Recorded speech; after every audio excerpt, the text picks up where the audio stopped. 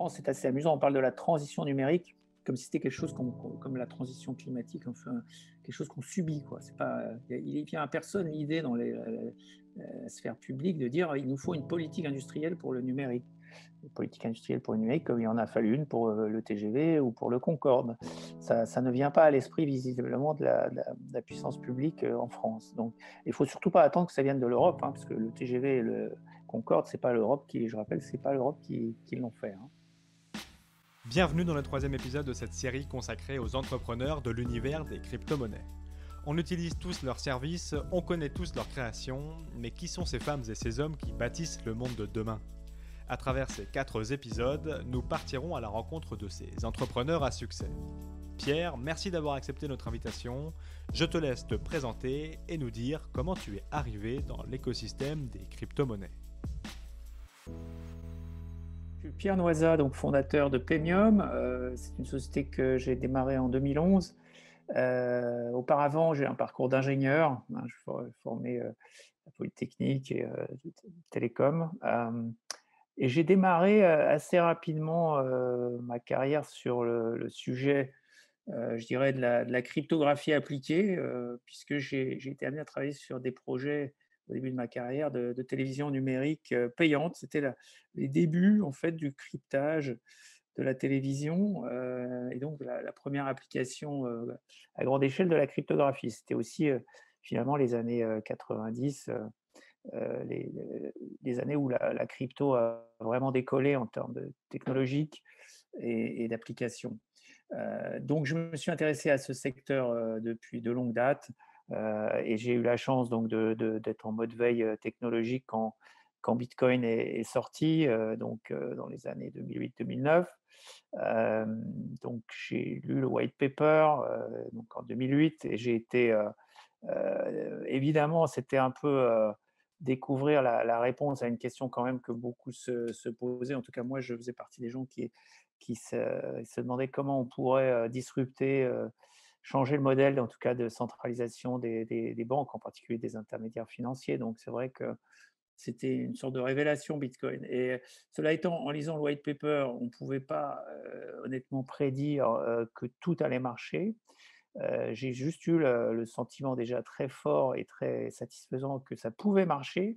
Et ensuite, à partir de 2009-2010 et je dirais 2011, en 2011, c'était devenu absolument évident pour tout le monde que ça marchait, en fait, que le réseau fonctionnait, que le logiciel était fiable, que ça progressait au fil des releases du logiciel. Donc, il y a eu toute une période effectivement d'enthousiasme et en 2011, je me suis dit: «Bah, faut vraiment que je le fasse savoir à tout le monde maintenant que il est possible d'en acheter, sur des plateformes, que ça commence à être liquide», en fait, dès 2010, mais on peut dire qu'en 2011, c'était devenu, évident.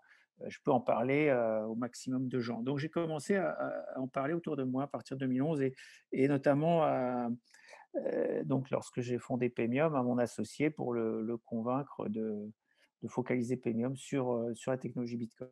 En 2010, quand tu vas voir ton associé après avoir lu le white paper de Bitcoin, comment t'arrives à le convaincre de monter une boîte autour de ce jeton numérique de parking dont on entend à peine parler ?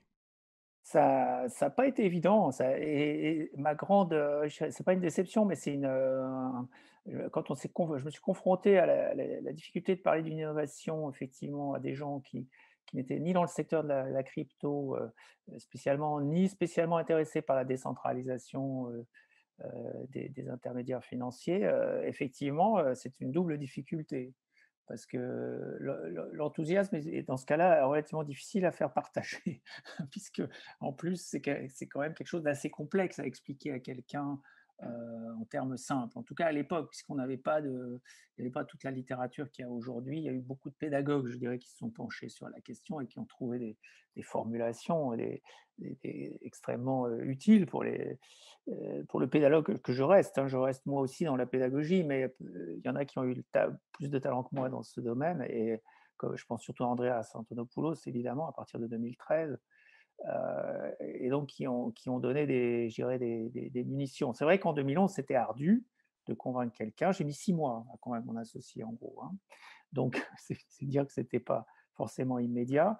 Et le pire, c'est que j'ai écrit un livre à ce moment-là en me disant: «Il faut que je le mette, noir sur blanc», parce qu'un livre, ça permet de toucher plus de monde. Donc j'ai écrit, un livre qui était j'avais intitulé le Bitcoin Book à l'époque, hein. Bon, c'était pas forcément un très bon nom, mais c'était, le Bitcoin Book, la première version de mon livre que j'ai commencé à diffuser. J'ai même envoyé le manuscrit à des éditeurs en pensant naïvement qu'ils allaient le publier. Et là, j'ai découvert le monde de l'édition et qui est effectivement complètement sclérosé.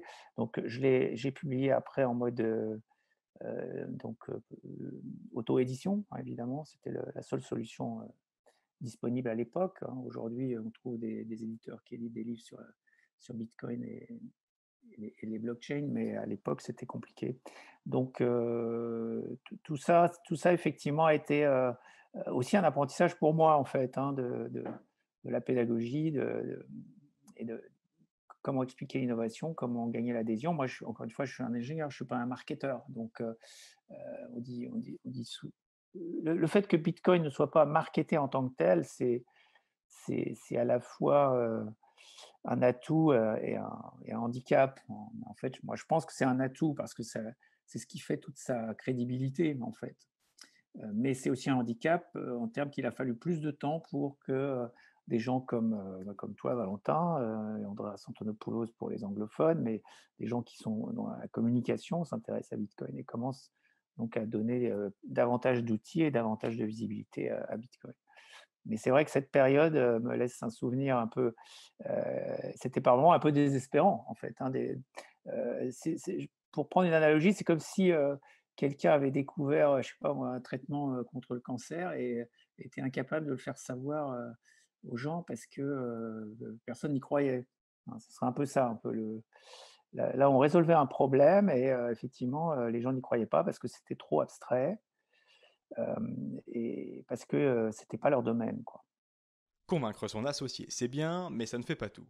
J'ouvre un chapitre sur un sujet qui te tient particulièrement à cœur, l'hypocrisie des banques face à Bitcoin. C'était facile de les convaincre au début? Et quel rapport ont-elles aujourd'hui avec le monde de la crypto?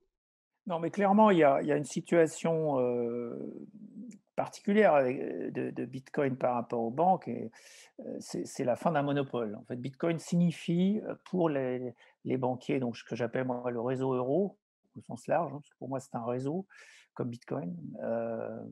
C'est juste un réseau centralisé, et bon qui a plein de défauts, mais c'est un réseau, le réseau euro. Donc ce réseau est confronté pour la première fois de son existence à la concurrence d'un autre réseau. Donc naturellement, le réflexe de gens qui ont été dans un monopole pendant autant d'années, d'abord c'est une industrie, enfin l'industrie, les services bancaires sont donc largement sclérosés.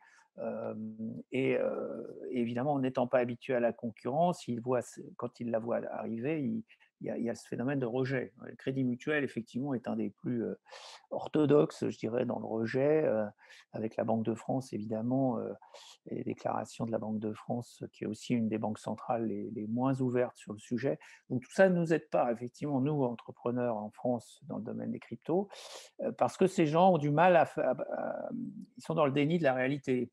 La réalité, c'est que leur monopole a disparu et comme ce sont eux qui écrivent la loi en matière bancaire, hein, je rappelle que le code monétaire et financier est écrit par des banquiers essentiellement ou des avocats, des juristes qui travaillent pour eux. Donc, ils font à la fois la loi et ils l'appliquent d'ailleurs avec la supervision bancaire, dont ils ont aussi le monopole, puisque la banque est complètement autorégulée. On demande aux banquiers de se réguler eux-mêmes, hein. Ce n'est pas des autorités indépendantes avec des usagers des banques, des entreprises qui supervisent les banques. Non, non, ce sont des banquiers qui supervisent les banquiers. Donc effectivement, ça rend la chose très compliquée pour les entrepreneurs crypto d'établir, je dirais, des passerelles entre le réseau Bitcoin et le réseau euro, puisque on a d'un côté de la passerelle des gens en tout cas qui veulent scier les pieds de la passerelle, hein, ou les supports de la passerelle. Donc mon expérience à moi d'entrepreneur crypto depuis maintenant 10 ans, donc presque 10 ans. C'est ça, c'est des difficultés, je dirais, inutiles, des combats d'arrière-garde qui font perdre du temps à tout le monde et surtout, je dirais, aux Français, enfin à ceux qui voudraient investir dans Bitcoin, puisque ça reste quand même compliqué, puisqu'on reçoit des lettres, hein, comme celle dont tu parles, Valentin. Les gens reçoivent des lettres de leur banque totalement anxiogènes. Quand ils allument la radio, ils écoutent le gouverneur de la Banque de France qui a un discours tellement anxiogène aussi sur les cryptos. Donc je comprends que ceux qui investissent, donc qui font des bonnes affaires, eh ben, ils ont dû surmonter tout ça. Et la grande majorité des autres, malheureusement, ils en se sont détournés et évidemment, c'est des plus-values, qu'ils ne font pas et qui sont faites aille dans d'autres pays, et des recettes fiscales d'ailleurs, en moins pour Bercy. Enfin tout ça est juste, une perte de temps, totale, puisque de toute façon le monopole ayant disparu dans les faits, il devra disparaître en droit aussi. Le droit va devoir s'adapter à cette situation, que les cryptos existent et sont là pour durer, à commencer par Bitcoin. Donc voilà, c'est ça un peu effectivement le contexte qui nous est donné, est un contexte inutilement compliqué, je dirais. Alors je dis pas que c'est facile, je dis pas 2 choses, c'est pas forcément très facile, ailleurs, c'est juste plus facile dans la plupart des autres pays, et d'autre part, on est aussi, motivés, je dirais, que les banquiers pour protéger, le réseau Bitcoin d'un usage à des fins illicites, hein. Les banquiers, depuis des années, sont censés lutter contre le blanchiment d'argent et autres plaies, donc l'usage illicite de leur réseau, du réseau euro. Ben, les entrepreneurs Bitcoin sont tout aussi motivés, je dirais tout aussi compétents pour empêcher les usages illicites du réseau Bitcoin. Mais c'est vrai que c'est vrai que ça reste compliqué en termes de communication, avec les banquiers pour, des raisons culturelles, donc essentiellement, hein, ce monopole qui existe depuis si longtemps, et puis donc des dirigeants qui n'ont jamais été confrontés à cette réalité, à la réalité de la concurrence qui est celle de tous les autres secteurs économiques. À titre personnel, quand tu vois aujourd'hui des banques américaines comme JP Morgan changer leur vision sur Bitcoin, ou encore PayPal qui propose l'achat de crypto-monnaies, qu'est-ce que tu te dis? Alors, il y a la position officielle effectivement de la banque, et puis il y a ce que les analystes disent, c'est-à-dire les gens qui regardent les marchés sont obligés, eux, d'observer ce qui se passe dans la vraie vie, quoi. Donc là, effectivement, il y a un décalage qui commence à se voir. Ça commence à se voir, à se remarquer, entre le discours du CEO, par exemple, de JP Morgan, et les analystes qui produisent des rapports en disant: «Attendez, Bitcoin, par rapport à l'or, c'est peut-être intéressant, il faudrait peut-être regarder». Et on sait tous que s'il y a, ne serait-ce qu'une fraction de l'argent investi dans l'or qui se déplace sur Bitcoin, c'est un effet, absolument, énorme sur le prix du Bitcoin, et avec tout ce que ça implique, après en termes d'adoption. Donc, oui, les analyses dans la banque, il y a quand même, ce sont des grosses organisations, et je pense qu'il y a de plus en plus de gens au sein de ces organisations qui sont conscients du potentiel des cryptos, de leurs caractéristiques, de leurs propres, de leurs différences, de ce qui fait leur intérêt par rapport au réseau euro, hein. Je dis souvent que l'intérêt de Bitcoin, c'est qu'il est différent, de l'euro, hein. Si c'était la même chose, ça ne servirait à rien. Et ça, je pense qu'il y a beaucoup de gens dans la banque qui en sont conscients. Par contre, les dirigeants, eux, sont dans une position délicate, puisqu'ils sont supervisés donc par des banquiers centraux qui, eux, alors, sont encore moins dans une logique de concurrence, et ont encore plus de mal à admettre la fin du monopole, évidemment. Heu et ça, effectivement, ce décalage commence à se voir. Je suis d'accord, entre les analystes, la base, je dirais, dans la banque, les gens qui sont sur le terrain et sur les marchés, et ceux qui sont dans les bureaux, aux étages supérieurs. Dis-moi si je me trompe, mais il me semble que Paynium est la plus ancienne plateforme d'échange de Bitcoin encore en place, non? Alors le 1er en activité, puisqu'il y en a eu 2 autres avant nous, qui étaient, l'un même MTGOX qui a disparu, qui a fait suffisamment parler de lui, je ne vais pas reprendre l'histoire de MTGOX, et BTCE qui a aussi, fait parler de lui et qui a aussi disparu, pour des raisons, un peu similaires, disons de mauvais management, on va dire. Et nous, effectivement, on était le numéro 3, et on est toujours là. Donc on est assez fiers de cette, longévité, et d'avoir, surtout permis à des gens, je dirais d'adopter Bitcoin, très tôt, en fait, dans la courbe d'adoption. Du coup, comment vous percevez l'arrivée de ces nouveaux géants comme Binance ou Kraken? Ils sont arrivés après vous, mais totalisent plus de clients et de liquidités, notamment grâce à une politique différente dans les pays où sont basés ces échanges. D'où ma question. On est encore dans le vent en France à cause de la régulation? Alors, je dirais que c'est un choix personnel, hein, d'être resté en France. Voilà, j'ai pas, moi, j'ai pas eu l'envie, en tout cas, d'aller dans une juridiction effectivement plus favorable aux cryptos pour lancer un exchange. Je pense que l'exchange en France a du sens. On a aujourd'hui une base de clientèle plus de 100 000 clients. On va sur les 250 000 maintenant. Je dirais, voilà, un historique qui parle pour nous en termes de fiabilité de nos services. Maintenant, ces plateformes étrangères, elles sont dans d'autres juridictions. Elles ont bénéficié effectivement de grosses facilités de la part, je dirais, du secteur financier, notamment le raccordement à des banques, hein, pour citer ça, certaines d'entre elles, notamment les plateformes américaines, ont pu se raccorder au réseau bancaire américain de manière privilégiée, je dirais, dès 2013-2014, qui était alors que nous, on se battait pour avoir juste un compte bancaire, eux étaient connectés au réseau ACH, qu'on appelle ACH, qui est un peu l'équivalent du réseau SEPA. Eux, ils étaient connectés, donc ils avaient toutes sortes de facilités pour se développer, sans parler des financements. Certaines plateformes ont levé presque 1 milliard, hein, faut quand même s'en rappeler. Pendant que, je le rappelle souvent, nous, on a levé 3 millions, en gros. Donc effectivement, on joue pas dans la même catégorie. Ça ne nous empêche pas de continuer à une autre échelle, certes, mais le problème qui est posé là, c'est effectivement le problème d'une stratégie numérique. En Europe, bon, il est évident que les Américains ont une stratégie vis-à-vis du numérique, et qu'en France et en Europe, il n'y a pas de politique industrielle vis-à-vis du numérique. En France, c'est assez amusant, on parle de la transition numérique comme si c'était quelque chose comme la transition climatique, enfin, quelque chose qu'on subit, quoi. C'est pas, il vient à personne l'idée dans la sphère publique de dire il nous faut une politique industrielle pour le numérique. Une politique industrielle pour le numérique, comme il y en a fallu une pour le TGV ou pour le Concorde. Ça ne vient pas à l'esprit visiblement de la puissance publique en France. Donc, il ne faut surtout pas attendre que ça vienne de l'Europe, hein, parce que le TGV et le Concorde, c'est pas l'Europe qui, je rappelle, c'est pas l'Europe qui l'ont fait, hein. Ça s'est fait en national ou au mieux en bilatéral. Donc, donc je crois que là, il y a une grosse problématique, je dirais, de la transition numérique qui n'est pas du tout particulière aux cryptos. Les cryptos sont pas plus maltraités que d'autres enjeux du numérique, mais effectivement, c'est particulièrement stratégique puisque le fait, par exemple, pour la Banque de France de faire l'impasse sur Bitcoin, ça veut dire que certaines banques centrales, par exemple, vont en accumuler alors que la Banque de France n'en aura aucun. Et à un moment, le bilan de la Banque de France va souffrir de la comparaison avec celui d'autres banques centrales quand elles. Mais ça, c'est un problème, je dirais, de rapport de force, enfin de rapport de pouvoir entre le pouvoir politique et le pouvoir bancaire, hein. Et on sait que aujourd'hui, on a à peu près la formule la pire, puisqu'on a dit, en gros, on va faire des banques centrales, on va retirer aux États la possibilité de créer de la monnaie, on va créer des banques centrales indépendantes pour qu'il n'y ait pas de pression des politiques sur la création monétaire.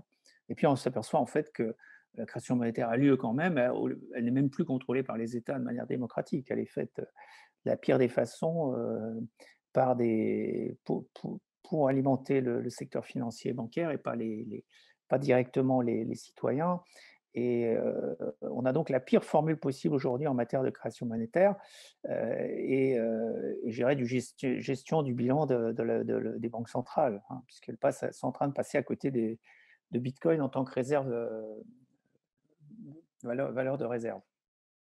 Dans une lettre ouverte intitulée Stop à l'hypocrisie des banques autour de Bitcoin, tu dis: de fait, il est urgent que le législateur entérine dans la loi la fin du monopole de création monétaire attribué aux seuls établissements de crédit. Il doit reconnaître le caractère libératoire d'un paiement en monnaie décentralisée et doit enfin donner valeur de preuve à une signature électronique enregistrée dans la blockchain publique Bitcoin. Tu peux développer? Oui, alors les 3 points que je cite rapidement ne sont pas de même importance. Évidemment, l'histoire de la création monétaire, ça me semble évidemment beaucoup plus important en termes d'impact macroéconomique. Après, il y a effectivement des usages, je dirais, secondaires de Bitcoin, en particulier en termes de réserve de preuves, hein. C'est une réserve de valeur, mais c'est aussi une réserve de preuves pour notamment la signature électronique. Donc effectivement, s'il y avait une politique industrielle pour le numérique, on aurait des projets de signature électronique via la blockchain Bitcoin qu'on ait un système ouvert et universel de signature et de validation, donc vérification des signatures. Au lieu de ça, on fait des plateformes. Je crois que la dernière que j'ai vu passer, c'est Archipel, où c'est des grosses sociétés qui se mettent ensemble pour faire un système privatif. On a déjà vu ça tellement de fois dans le numérique, on sait tellement que ça marche pas, ce genre d'approche, mais on continue à le faire sur quelque chose d'aussi évident que la signature électronique, où franchement l'usage de Bitcoin pour ça est évidemment optimal puisque ça ne coûte rien. C'est un usage marginal d'un réseau qui tourne par ailleurs, dont la sécurité est financée par ailleurs. Donc il y a vraiment des impasses comme ça qui sont, assez incompréhensibles, qui sont compréhensibles, qui ne s'expliquent que par, l'impossibilité pour, certains, décideurs de juste comprendre ce qui se passe, quoi, de comprendre l'intérêt de Bitcoin et au lieu de le rejeter de manière idéologique, essayer d'en tirer parti pour ce qu'il est et ce qu'il fait, quoi. Donc effectivement, je parle de la création monétaire, mais j'aime bien aussi rappeler qu'on pourrait utiliser Bitcoin comme, système de signature électronique, universelle et d'authentification des documents notamment. J'ai été assez loin dans cette direction en développant une application d'authentification des diplômes, donc je sais à peu près de quoi je parle en l'occurrence, mais il y a vraiment on a l'impression qu'il y a quand même des barrières, je dirais presque idéologiques à faire tomber pour, encore une fois, reprendre pied avec le réel, quoi. Et je suis pas sûr que ce soit que dans le numérique, mais comme c'est mon métier, je peux dire que dans le numérique, ça existe aussi. Pour recentrer un peu sur ton personnage, es-tu aujourd'hui aussi passionné par Bitcoin qu'au premier jour? Ah oui, complètement, parce que c'est une techno qui évolue, je dirais tous les ans, hein. Il y a une actualité incroyable même sur Bitcoin, hein, parce que souvent les gens, parlent de nouvelles chaînes en disant: On va faire mieux et on va faire mieux, on va lancer une nouvelle blockchain». Bon, évidemment, ce sont des fausses promesses. On peut faire autre chose, mais on fera pas mieux. On fait autre chose, on fait des choses qui sont en général plus centralisées, mais effectivement, il se passe beaucoup de choses. Donc il y a beaucoup d'initiatives, soit sous la forme de nouveaux coins, de nouvelles chaînes et surtout sur Bitcoin, bien sûr, des avancées, extrêmement intéressantes. Donc oui, je reste complètement passionné par ce que je fais et complètement, enthousiaste, hein, je ne vais pas utiliser d'anglicisme. Je suis, je continue à être complètement enthousiaste sur le futur des bitcoins donc développement de l'écosystème crypto. Et en tant que chef d'entreprise, comment tu gères une équipe dans un univers aussi nouveau et porteur que le secteur des crypto-monnaies? Ce que je me répète tous les jours et ce que je pense, et ce qui est partagé au sein de l'équipe, c'est qu'on a beaucoup de chance. En fait, on a beaucoup de chance de faire ce qu'on fait en ce moment, et de le faire, chez Paybium en particulier dans notre domaine en tout cas.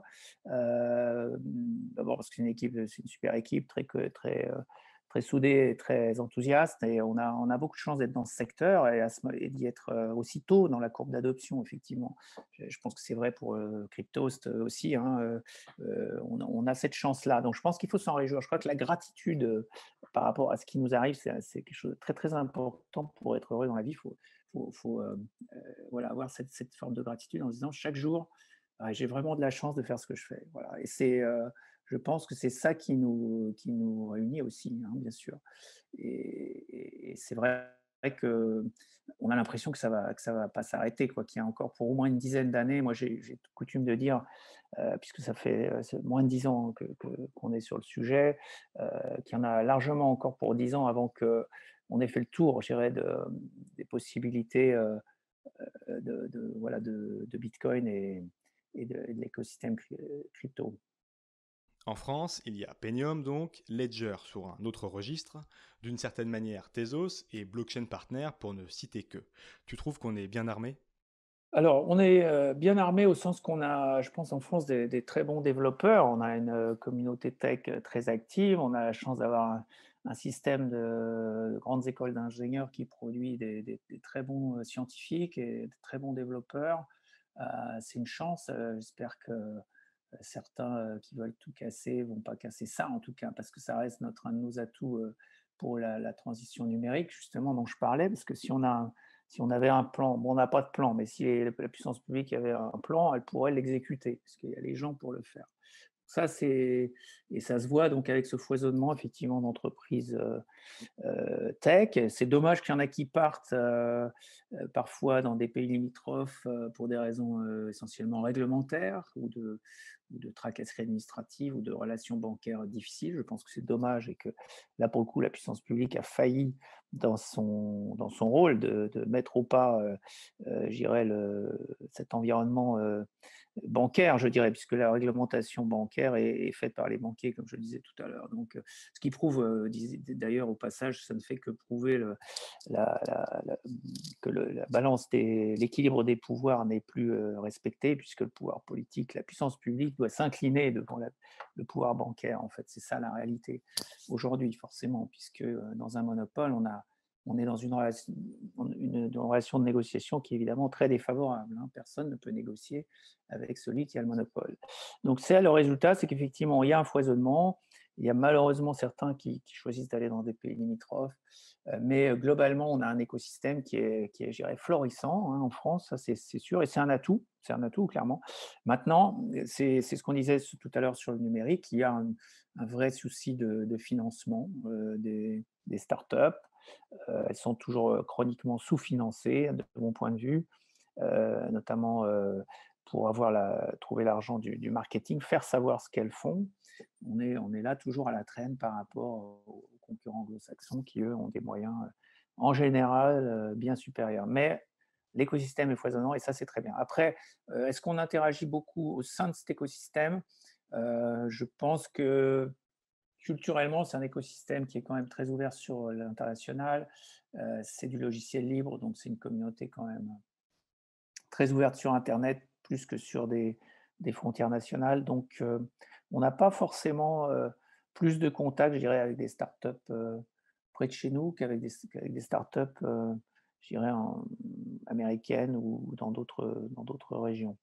Mais c'est toujours bien de pouvoir se réunir quand même. Alors en ce moment, en plus, c'est compliqué de se réunir, hein, cette année en tout cas, c'était un peu perturbé. Mais c'est toujours bien quand on se réunit, effectivement, de voir qu'on a des collègues près de chez soi. Un mot sur l'actualité. Dans quelques semaines, le PSAN entre en vigueur, amenant une couche supplémentaire de régulation en France. Tu penses que la régulation pourrait amener plus de gens à la crypto? Et que répondrais-tu à Bruno Le Maire qui accuse les crypto-monnaies de financer le terrorisme? Alors, ce qui va amener il y a plusieurs choses dans ta question, mais ce qui va amener le public dans la crypto, c'est pas la régulation, bien sûr, hein. C'est le fait que, les gens vont progressivement découvrir que c'est quelque chose qu'ils peuvent, maîtriser, qui peuvent être, comme on dit, parfois leur propre banque avec les cryptos, que s'ils sont une entreprise ou, des entrepreneurs ou dans le milieu associatif ou autre, ils peuvent même, imaginer d'émettre, une monnaie, que pour leurs membres, pour leur communauté. Donc ça, je pense que c'est, quelque chose qui va intriguer et qui va amener les gens à adopter les cryptos. La régulation, elle va, plutôt être, contraignante jusqu'à présent, en tout cas elle l'a été. Bon, la sortie de Bruno Le Maire sur, le financement du terrorisme, bon, c'est comme la lutte contre le blanchiment, c'est quelque chose qui nous soucie de toute façon depuis le début, hein. Nous, ça fait 10 ans qu'on fait qu'on prend des précautions, je dirais, par rapport à ces usages illicites. Il n'y a évidemment pas de changement particulier avec l'arrivée de Bitcoin par rapport à cette problématique. Je dirais que les cryptos sont peut-être plus traçables que le cash, donc elles sont plus une solution qu'un problème en fait dans la lutte contre le blanchiment. Donc la sortie de Bruno Le Maire, je pense qu'il avait besoin de dire quelque chose sur le sujet, mais elle était une fois de plus, pas forcément très pertinente. En tout cas, voilà, en ce qui concerne l'adoption, la régulation, elle est là, pour éviter, qu'effectivement, il y ait des usages illicites, hein. Pour moi, c'est ça le principal avantage de la régulation, c'est éviter que des gens prospèrent sur des usages illicites, quels qu'ils soient. Donc c'est un garde-fou qui est nécessaire. Heu, donc je n'ai pas de problème, je dirais, avec la régulation dans son principe. J'ai un problème dans le fait qu'elle soit confiée à des gens qui sont parfois en conflit d'intérêts. C'est-à-dire, à des banquiers qui donc, supervisent des banquiers et qui, quand ils supervisent des business crypto, n'ont évidemment pas peuvent être en conflit d'intérêts et n'ont pas en tout cas la neutralité nécessaire pour ce que j'appellerais la neutralité des réseaux, c'est-à-dire observer le réseau Bitcoin et le réseau euro avec le même œil, à la fois critique et constructif. Avec Penium, vous êtes là depuis longtemps, mais vous êtes quand même très attentif aux news de l'écosystème. Preuve en est votre arrivée dans la DeFi avec le liquidity mining de votre token BCIO sur Uniswap et Balancer. C'est important de se tenir à jour? Ouais, c'est intéressant parce qu'effectivement, on voit passer tellement d'innovations et de tendances, je dirais, qu'il faut arriver à faire le tri et en même temps, on ne peut pas se permettre de rater un train qui nous mettrait, je dirais, en retard par rapport à des concurrents, des nouveaux entrants qui eux, seraient montés dans le wagon. Donc la DeFi, effectivement, ce qu'on appelle le DeFi est un bon exemple. Heu, pour moi, objectivement, avec, un petit peu de début d'expérience que j'ai sur le secteur, je pense que c'est plus une expérimentation qu'une tendance, hein. Il faut toujours faire la différence entre ça les 2, hein. C'est comme les ICO en 2017-2018, c'était plus une expérimentation qu'une tendance de fond et une tendance durable. Je pense que la même chose, s'est révélée sur la DeFi, c'est-à-dire que c'est une expérimentation où on a testé un peu les limites, notamment du réseau Ethereum qui s'est un peu écroulé au mois d'août, hein, entre nous à cause de ça, en termes notamment de temps de confirmation, coût des transactions, etc. Donc c'est normal et c'est sain que la sphère crypto, l'écosystème teste des nouvelles limites, hein. Donc la DeFi à cet égard est très très intéressante. Donc nous, on a décidé de le tester aussi. Parce qu'effectivement, il y a un vrai intérêt à traiter les choses en mode automatique, tirer parti du fait que ces monnaies sont programmables, hein, qu'il y a un langage de programmation derrière Bitcoin, derrière Ethereum, derrière la plupart des blockchains, hein. Donc ça, c'est quelque chose qu'on ne pouvait pas effectivement ignorer, donc on a décidé de s'y intéresser il y a quelques mois et c'est pour ça qu'on propose maintenant, effectivement ces approches des problématiques de liquidité. Petite parenthèse, mais pas des moindres, sur la sécurité de votre plateforme. Quels outils mettez-vous en place pour vous prémunir des hacks? Oui, alors effectivement, ça fait partie du métier, hein, je dirais, à partir du moment où on a la garde des bitcoins de clients, on a effectivement cette responsabilité, ce challenge. Donc, alors il y a une difficulté effectivement à en parler parce que la sécurité, c'est pas quelque chose qui se vend, hein, ça se vend très mal.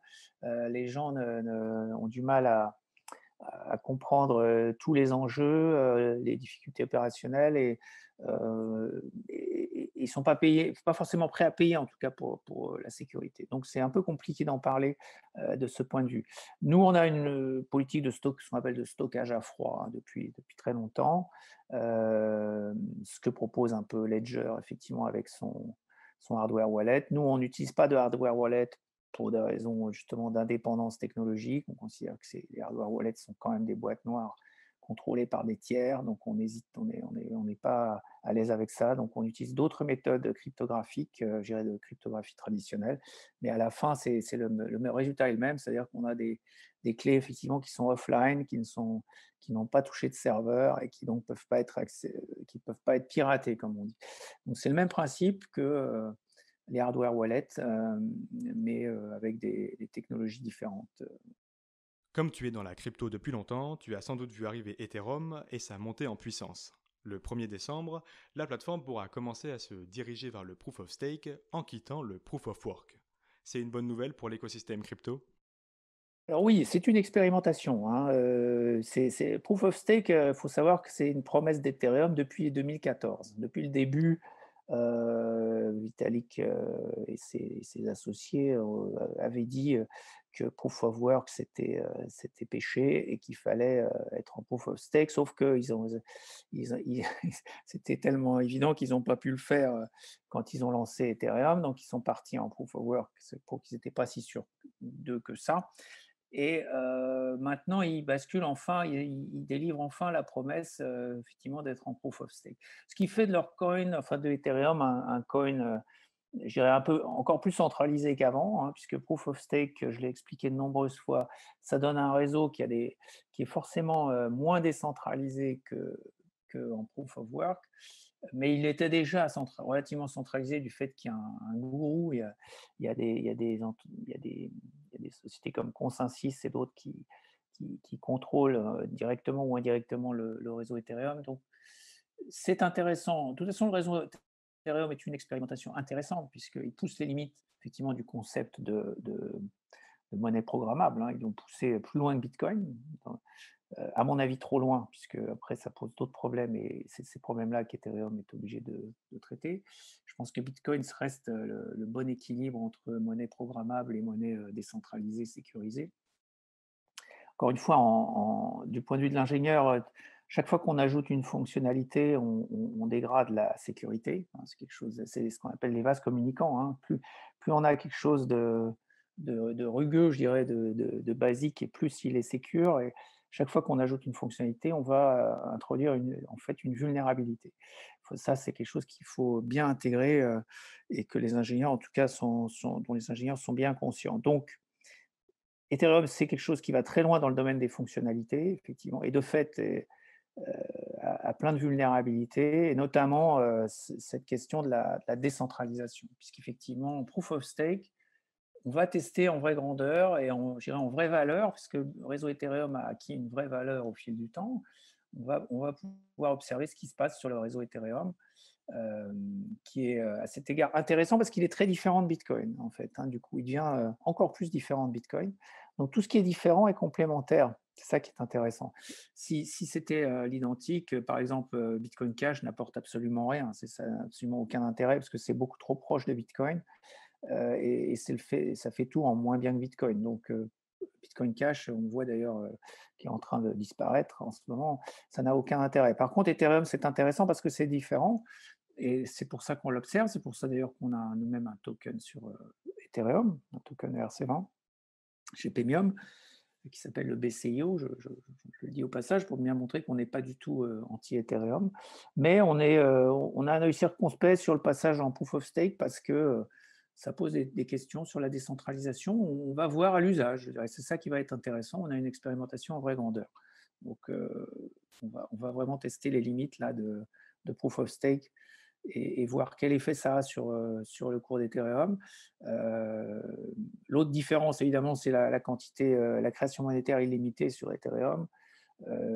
Là aussi, alors c'est du point de vue pédagogique assez intéressant parce que la plupart des gens, souvent, ne savent même pas que Ethereum est en création monétaire illimitée et Proof of Stake, je pense qu'il y a beaucoup d'idées fausses aussi qui circulent sur Proof of Stake. Donc ça va être intéressant aussi en termes d'adoption et je dirais ouais, de pédagogie, de voir comment sont appréciés ces changements, enfin, ce changement, ce passage en Proof of Stake par les, je dirais les gens qui s'intéressent aux cryptos, mais je dirais de manière un peu plus profane. Quand on résume un peu l'histoire de Bitcoin, on dit qu'il a été créé après la crise des subprimes de 2008 pour bâtir un système parallèle en cas de crise mondiale. Alors, plus de 10 ans après, à l'aube de ce qui se profile comme une crise économique majeure, quelle pourrait être la place de Bitcoin et des crypto-monnaies en général? Oui, ben, c'est clairement l'usage en réserve de valeur hein, qui est en ce moment intéressant. Pourquoi est-ce que c'est tellement intéressant en termes de réserve de valeur? Parce que tout simplement en termes de moyens de paiement, tout est fait par les autorités pour retarder les usages en tant que moyen de paiement, hein. Souvent, on entend, c'est un peu comme la voiture électrique, quoi. C'est sûr que si on n'adapte pas le réseau routier et la production, enfin tout l'écosystème automobile à la voiture électrique, enfin plus, j'avais plus en tête la voiture autonome en fait, sans chauffeur, hein. C'est un peu comme la voiture sans chauffeur. Tant qu'on ne le fait pas, ben, on ne verra pas de voiture sans chauffeur sans conducteur sur les routes. Donc Bitcoin, c'est un peu pareil. Il faut adapter tous les moyens de paiement à Bitcoin et ça, c'est quelque chose qui prend plus de temps. Par contre, l'aspect réserve de valeur, et c'est pour ça qu'il est souvent, les gens disent que ça ne sert qu'à ça. Ben non, ça ne sert pas qu'à ça, mais il se trouve que la transition en tant que moyen de paiement, ça prend plus de temps parce que les banquiers font tout pour retarder cette adoption-là. Par contre, l'adoption en réserve de valeur, elle est relativement simple et là, ils ne peuvent pas faire grand-chose. Du coup, elle se fait et effectivement, on voit l'effet sur le bull run, par exemple, qui a lieu ces jours-ci, qui n'est qu'à mon avis que le début, mais on est très très loin d'avoir atteint je dirais un plateau, hein, dans ce domaine, puisque si on utilise Bitcoin, ne serait-ce que comme une fraction de ce que fait l'or aujourd'hui en termes de réserve de valeur, eh bien, la valeur du Bitcoin serait bien supérieure à ce qu'elle est aujourd'hui.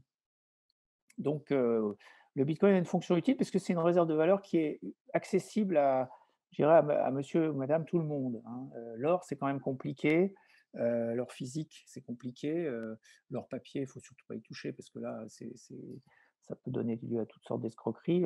Le Bitcoin, c'est un peu comme de l'or physique parce qu'on a, physiquement, normalement, accès à ses clés privées et c'est évidemment beaucoup plus maniable, que l'or physique, quoi. Et surtout, on peut en acheter pour, je dirais n'importe quelle somme d'argent, y compris une petite somme, ce qui fait c'est pour ça que je dis que c'est une réserve de valeur accessible à tout le monde, parce qu'on peut mettre 100, 200 €, 500 € sur Bitcoin, c'est peut-être plus compliqué, avec de l'or où il faut acheter des pièces, qu'on achète cher à l'achat et qu'on vend mal, qui sont moins bien revendues en général. Dans le cas de Bitcoin, c'est l'inverse. On sait que quand on les achète, qu'en général, on pourra les revendre quelques années plus tard dans une meilleure condition. Je crois que l'historique du cours, c'est qu'au bout entre 4 ans, personne n'a fait de moins-value sur Bitcoin, hein. Donc je pense qu'encore une fois, on est dans une période favorable, au début, de l'adoption de Bitcoin. Donc c'est une chance pour ceux qui en ont connaissance et qui peuvent en profiter. Et effectivement, le vrai bull run pour moi, ce sera quand les usages en termes de réseau de paiement vont se développer, ce qui se fera inéluctablement, mais qui prend plus de temps parce que plein d'obstacles sont dressés par ceux qui tiennent les réseaux de paiement traditionnels aujourd'hui. Merci beaucoup Pierre d'avoir répondu à toutes nos questions. J'espère que cet échange vous aura plu. Si vous souhaitez en savoir plus, n'hésitez pas à vous plonger dans les lectures des livres de Pierre qui sont passionnants ou d'aller faire un tour sur la plateforme Paynium. Dans le prochain et dernier épisode, nous recevrons Sébastien Borget, cofondateur du jeu The Sandbox. D'ici là, restez curieux et connectez au site de cryptost.fr pour être à l'affût de toutes les dernières news crypto.